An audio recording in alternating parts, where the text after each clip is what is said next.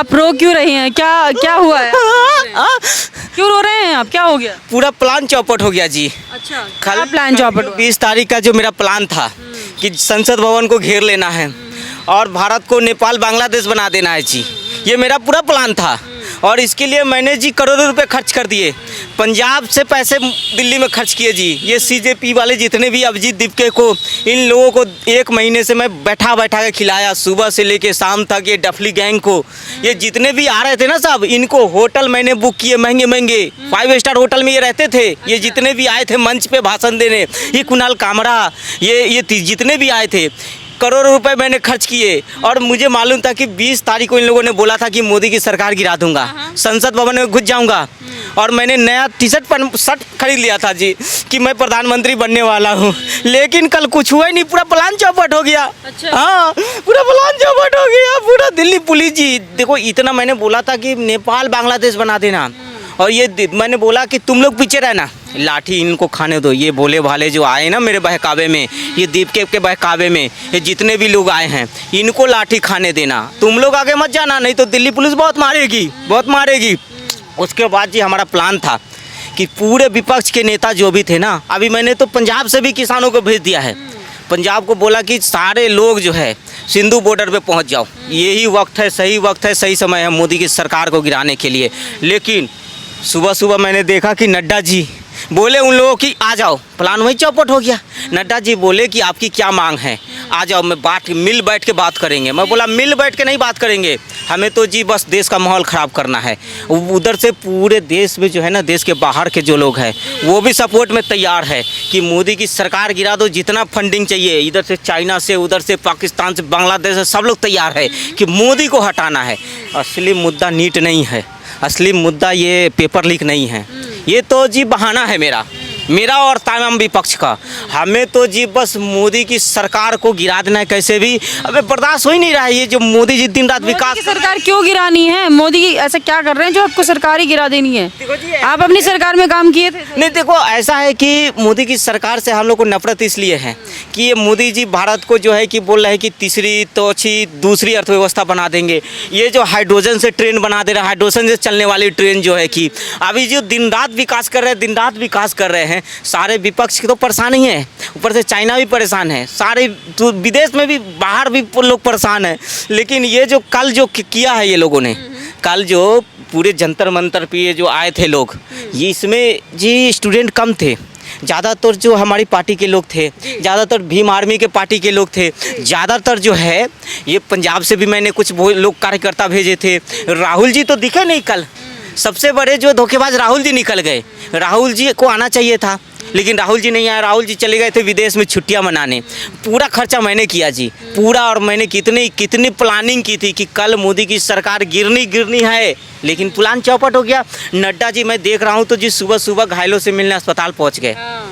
Plan हम लोग का चौपट हो जा रहा है, कोई मौका ही नहीं मिल रहा है जी। अब मैंने बोला है जी कि कितने लोग घायल हैं, सबकी लिस्ट दो।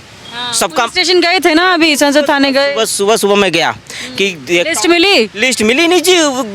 गिनती से जो है 2-4 लोग जो है तो वो घायल है। फिर जो बोल रहे हैं जी पुलिस वाले को बहुत इन लोगों ने पीटा, पुलिस वाले को पीट डाला। मैं बोला पुलिस वाले को क्यों पीटे तुम लोग? बोला कि जी पुलिस वाले जो है ना वो आंसू गैस के गोले चला रहे थे। मैं बोला जी पुलिस वाले को तो छोड़ देते। बोले कि ना जी, मैं बोला मोदी की सरकार गिराना था, तुम लोग को संसद में घूमना था। ये मोदी की सरकार, ये पुलिस वाले को क्यों मारे बेचारे? दिल्ली पुलिस को इन लोगों ने इतना मारा, मैं देखा, वीडियो में देखा, आँख फूल गए। कई सारे जी पत्रकार, महिला पत्रकार को, आप जैसे पत्रकारों को भी ये कॉकरोचों ने नहीं छोड़ा।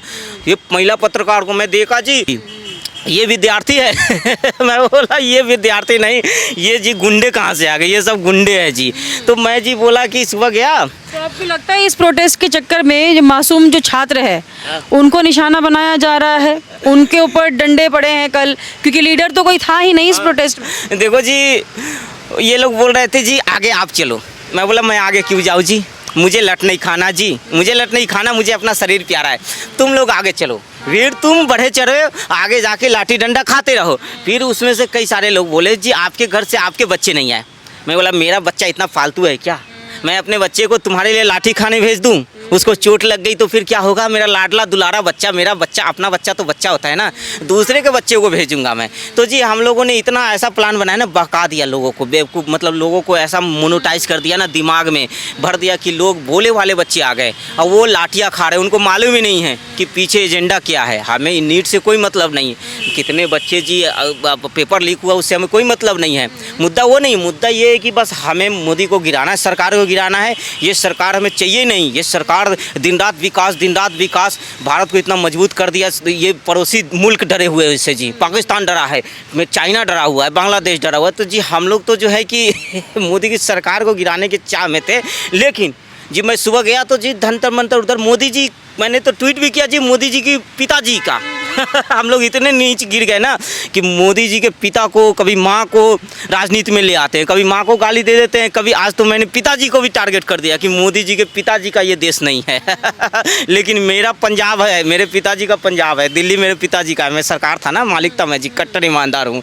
तो जी अपनी राजनीति में इतना गिर गया हूँ ना, इतना नीच हरकतें हम लोग कर रहे हैं, कुछ भी करके बस मोदी की सरकार को गिराना, इतनी नीचता कर दूंगा ना। सरकार गिराने के लिए आपको लग रहा है कि जो जेनजी हैं, जितने भी देश के तमाम युवा हैं, उनका दुरुपयोग किया जा रहा है, उनको जो है इस्तेमाल किया जा रहा है सरकार के? देखो ऐसा है कि असली जेनजी जो है ना, असली जो नीट के विद्यार्थी जिसने टॉपर किया, उसको धर्मेंद्र प्रधान ने बुला के सम्मानित कर दिया। मैं देख रहा हूँ कि जो नीट जो क्वालिफाई कर गए वो खुशी से नाच रहे हैं, झूम रहे हैं, वीडियो देखा मैंने। जिनकी दोबारा एग्ज़ाम हुई ना, अब वो लोगों ने पास कर दिया, अब वो लोग जो है कि पूरे तरीके से खुशियाँ मना रहे हैं, मोदी जी को धन्यवाद दे रहे हैं कि चलो मोदी जी आपने दोबारा एग्ज़ाम अच्छे से करवा दिया। लेकिन हम लोग सोच रहे हैं कि कैसे मोदी जी को बदनाम करना है। नीट तो बहाना है, देश को शाहीन बाग बनाना है और अंडा बिरयानी मैं अपने तरफ से फ्री कर दूंगा। मैंने तो बोला है जी, मैं अपना घर खोल दूंगा, जितने भी देश के दंगाई आएंगे वो मेरे घर में रहेंगे, वहाँ पे जाओ पत्थर चलाओ, अंडा बिरयानी मिलेगा। अगर केस हुई तो FIR मैं भी लड़ूंगा, सबके घर पे पैसे भेजूंगा। तमाम हम विपक्ष वालों ने प्लान किया है कि यही सही वक्त है, दंगा करवाओ, तोड़ फोड़ करवाओ, और बदनाम कौन होंगे? बेचारे स्टूडेंट बदनाम होंगे और स्टूडेंट को बदनाम कर देंगे और हमारा काम बन जाएगा। अपना काम बनता, बाहर में जाए जनता पुलिस ने FIR तो दंगाइयों पे की है ना, तो उनको छुड़वाने के लिए क्यों गए? वो लिस्ट क्यों मांग रहे हैं कि स्टूडेंट्स की लिस्ट दीजिए? वो क्या स्टूडेंट थे जिन्होंने पुलिस की गाड़ियों पे पथराव किया, पुलिस के साथ हाथापाई की? नहीं देखो जी, पुलिस पे हाथापाई हुई, मैं मानता हूँ कि गलत है, लेकिन जब हमारे जेनजी वो देश के जेन, हमारे जो पाले हुए जेनजी उसमें जो है ना, जो उपद्रवी कर रहे थे वो स्टूडेंट नहीं थे, वो हमारे जेनजी थे, जिसको हमने 300 रुपये पे भेजा था, तो उन पे FIR हो गई है। तो FIR हो गई है तो जी मैं लड़ूंगा केस। राहुल जी ने भी बोला है कि वो भी मदद करेंगे, सारे लोग मदद करेंगे, लेकिन डंडा नहीं खाऊंगा जी, डंडा नहीं। हम लोग जो है कि हमारा कहना है कि तुम लोग आगे बढ़ो, डंडे खाओ, और हम लोग क्या करेंगे जी, हम लोग जो है कि आपको मलम देंगे, दवाई देंगे, 2 टैबलेट देंगे, ये लो लगाओ, आराम पाओ, और उससे ज़्यादा उम्मीद मत रखना। अभी तो जी मैटर नया है, इसलिए हम लोग को रहे कि जी बचाव करेंगे। 2-4-10 दिन हो जाएगा, उसके बाद हम लोग FIR तुम झेलते रहो हम लोग अपना राजनीति करेंगे या उसके FIR के चक्कर में पड़ेंगे। बस अभी तो बस देश का माहौल ही ख़राब करना है, यही एक ही मुद्दा है। अब जो जंतर मंतर पर फिर से जाके बैठ गए हैं, अब आगे का क्या प्लान है? आगे का प्लान है, उनको मैं बोला हूँ कि देखो जी पहले अंडा बिरयानी देता था, अब चिकन बिरयानी दूंगा। तुम लोग यहाँ से हिलना मत, चाहे पुलिस कितना भी मारे, लट खा लेना, 10 लट खा लेना, 15 लट खा लेना, हमारे लिए इतना नहीं कर सकते हो। लट खा लो, कोई नहीं, तुम्हारा इलाज करवा देंगे, लेकिन वहाँ से हिलना मत जब तक जी सपना है कि मैं प्रधानमंत्री बनूँ। और ऐसे तो जी मैं मोदी को हरा ही नहीं पा रहे, हम लोग मोदी को हरा नहीं पा रहे, तो हम लोग सोच रहे कि क्यों ना मोदी को सत्ता को गिरा दे।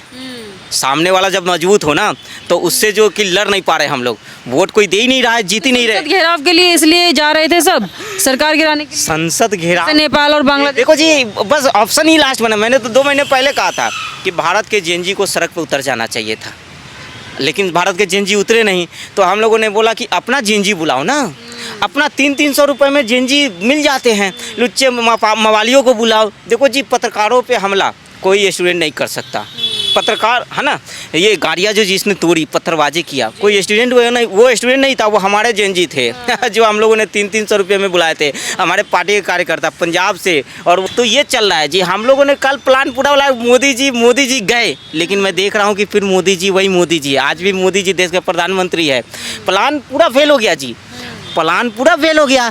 अब हम लोगों ने दिमाग लगाया है क्या कि अब फिर से जंतर मंतर बैठेंगे और इनको खूब खिलाएंगे पिलाएंगे और लट खाओ, और बस प्लान यही है। अब इसमें तो जी विदेशी फंडिंग की इंतजार हो रही है, अब जेब खाली हो गई है।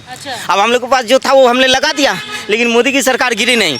तो जी अब क्या है ना कि हमें इंतजार है कि थोड़ा बहुत विदेशी फंडिंग मिल जाए ना। इधर चाइना भी है, थोड़ा पाकिस्तान पड़ोसी बांग्लादेश भी है, तो क्या है, थोड़ा हम लोगों को ये दिखाना था विदेशों में कि देखो हम तैयार है, अब तुम फंडिंग भेजो तो हम आगे गाड़ी बढ़ेगी। गाड़ी में तेल ही नहीं है जी, तो कहाँ से गाड़ी बढ़ेगी आगे। तो हमने बोल दिया कि जी हमारा जेनजी तैयार है, पूरा पत्थर तैयार है, सब कुछ तैयार है जी, बस हमें फंडिंग करो तो विदेशी फंडिंग मिलेगी। नहीं, अगर शिक्षा मंत्री का इस्तीफा हो जाता तो ये प्रोटेस्ट होता ही नहीं, इतना आगे बढ़ता ही नहीं, उपद्रव होता ही। देखो जी, शिक्षा मंत्री का इस्तीफा तो बहाना है। मैंने भी दारू बेचा, घोटाला किया, क्या मैंने इस्तीफा दिया?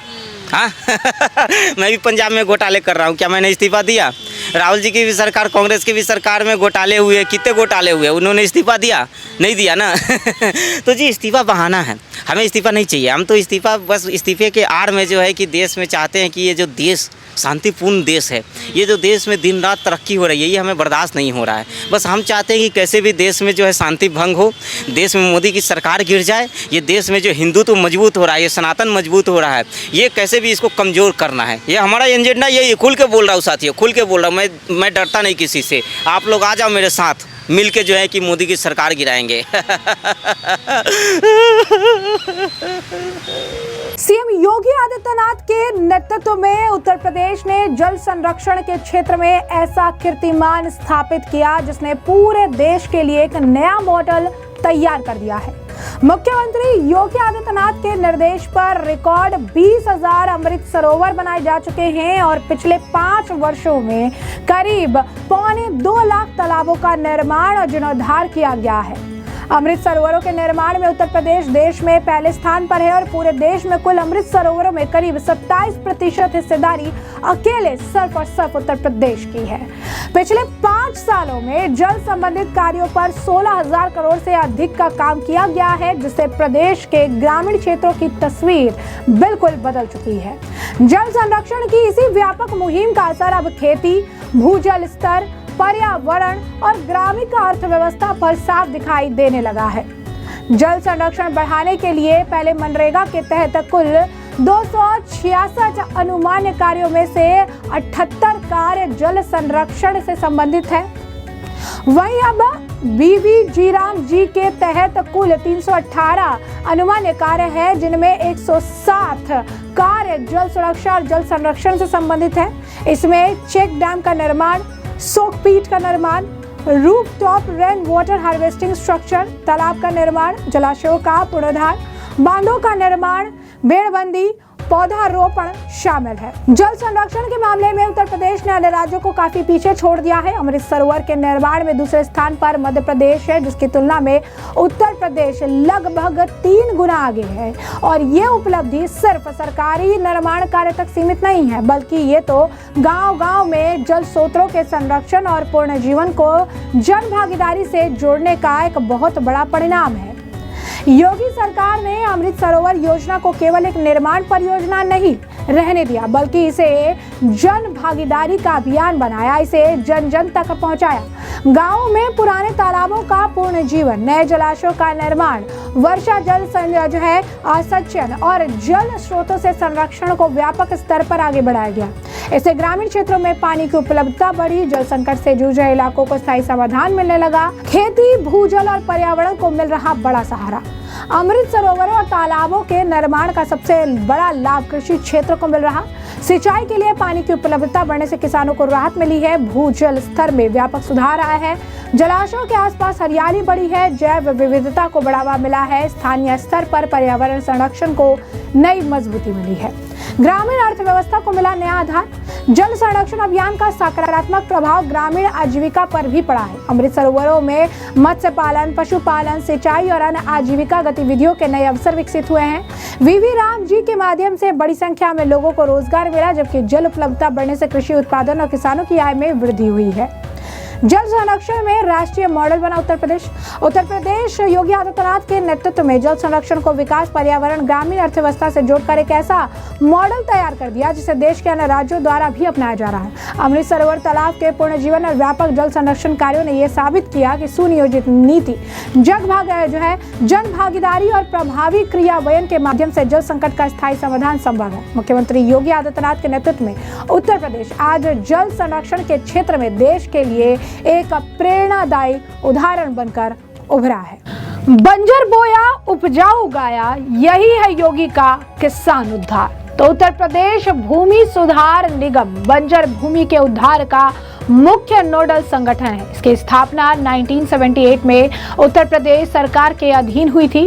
ऐसे में आपको जानकर हैरानी होगी कि यूपी में लगभग 5.62 लाख हेक्टेयर एरिया बंजर भूमि है जो हरित क्रांति से वंचित रही। ऐसे में योगी आदित्यनाथ सरकार ने इसे कृषि योग्य बनाने के लिए पंडित दीनदयाल उपाध्याय किसान समृद्ध योजना चलाई है। ये योजना बंजर, बीहड़, जल भराव वाली और उसर भूमि को उपजाऊ बनाने का पर केंद्रित है। 2025 से 26 और 26 से 27 में प्रगति और लक्ष्य भी समझ लीजिए। 2026 से 27 तक तकरीबन आपको बता दें कि 43,850 हेक्टेयर भूमि का उपचार किया गया है, जिसमें 35,600 हेक्टेयर भूमि जो थी वो बंजर थी और इसके बाद 8,250 हेक्टेयर में जल भराव और कृषि वानिकी की जो है समस्या थी, जिसके बाद इस समस्याओं को दूर करने का काम किया गया है। इसमें बजट की अगर बात करें तो करीब 125 करोड़ राज्य क्षेत्र से जो है मुख्य खर्च इसमें जो है लगा है। कार्य की बात करें तो भूमि समतलीकरण, बेड़ जो है बंदी, चेक डैम, जल निकासी नाले बनाए गए, रासायनिक सुधारक, वृक्षारोपण और फसल उत्पादन सहायता जो है वो देखने के लिए मिली। और इनकी प्राथमिकता है जिसमें बुंदेलखंड, पश्चिमी यूपी और SC/ST बहुल क्षेत्र है जहां पर इसका पूरा ध्यान जो है रखा जा रहा है। इस योजना के कुछ मुख्य उद्देश्य है जैसे कि अनुपयोगी भूमि को कृषि योग्य बनाने का काम करना, साथ ही साथ छोटे सीमांत किसानों को, भूमिहीन मजदूरों को, SC/ST और भूमि आवंटित लाभार्थियों को लाभ पहुंचाना, ग्रामीण रोजगार सृजन, मनरेगा के साथ जो है कर सकते हैं कि कन्वर्जेंस देखने के लिए मिल रहा है। भूजल संरक्षण और फसल उत्पादकता भी बढ़ाना इसका काम है। ऐसे में योगी सरकार ने उसर को उपजाऊ बनाया और बंजर धरती पर हरा भरा सपना जो है वो लहराने का काम किया है। योगी आदित्यनाथ ने सरदार वल्लभ भाई पटेल रोजगार और औद्योगिक क्षेत्र परियोजना के निर्माण कार्य में तेजी लाने के निर्देश दिए हैं। मंगलवार को परियोजना की समीक्षा करते हुए खुद मुख्यमंत्री योगी आदित्यनाथ ने कहा कि उत्तर प्रदेश देश की सबसे बड़ी युवा शक्ति का प्रदेश है। तेजी से बढ़ते निवेश, विस्तार ले रहे उद्योग और बदलती तकनीकी आवश्यकताओं को देखते हुए राज्य को ऐसे संस्थागत ढांचे की जरूरत है जो युवाओं को प्रशिक्षण, रोजगार, उद्यमिता के अवसरों से सीधे जोड़ सके। मुख्यमंत्री ने कहा कि प्रशिक्षण की व्यवस्था उद्योग की वास्तविक जरूरतों के अनुरूप होनी चाहिए ताकि युवाओं को कौशल प्राप्त करने के बाद रोजगार के लिए भटकना ना पड़े। उन्होंने निर्देश दिए कि परियोजना को केवल प्रशिक्षण केंद्र के रूप में नहीं बल्कि रोजगार, उद्योग और उद्यमिता के समेकित इकोसिस्टम के रूप में विकसित किया जाए। बैठक में बताया गया कि वर्ष 2017 के बाद उत्तर प्रदेश में निवेश और औद्योगिक गतिविधियों में उल्लेखनीय वृद्धि हुई है। आने वाले वर्षों में विभिन्न क्षेत्रों में बड़ी संख्या में कुशल मानव संसाधन की आवश्यकता को देखते हुए सरदार वल्लभ भाई पटेल इंडस्ट्रियल और अप्लायंसमेंट जोन की अवधारणा तैयार की गई है। इसका उद्देश्य युवाओं को उद्योगों की मांग के अनुरूप प्रशिक्षित कर उन्हें रोजगार और स्वरोजगार के बेहतर अवसर उपलब्ध कराना है। बैठक में 9 क्षेत्रीय जोनों की प्रस्तावित हब और स्पोक संरचना प्रस्तुत की गई। प्रत्येक जोन में एक उत्कृष्टता केंद्र तथा उससे जुड़े क्षेत्रीय कौशल विकास केंद्र विकसित किए जाएंगे।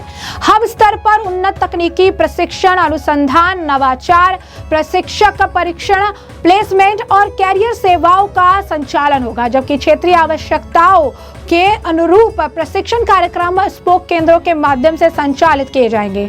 परियोजना के तहत कौशल विकास केंद्र, औद्योगिक भूखंड, प्लग एंड प्ले औद्योगिक सुविधाएं, साझा सुविधा केंद्र, रोजगार सहायता तंत्र, व्यावसायिक सेवाएं, विदेशी भाषा प्रशिक्षण, डिजिटल साक्षरता कार्यक्रम तथा उद्यमिता सहायता सुविधाएं एक ही परिसर में विकसित की जाएगी। इससे युवाओं को प्रशिक्षण से लेकर रोजगार प्राप्त करने और स्वयं का उद्यम स्थापित करने तक की पूरी प्रक्रिया के लिए एकीकृत व्यवस्था उपलब्ध होगी। बैठक में बताया गया कि परियोजना के पहले चरण के लिए मऊ, कानपुर देहात, कन्नौज, रायबरेली, प्रतापगढ़ और कानपुर नगर में कुल 369 एकड़ भूमि उपलब्ध है और वहीं अन्य जिलों के लिए भी भूमि की उपलब्धता हो रही है।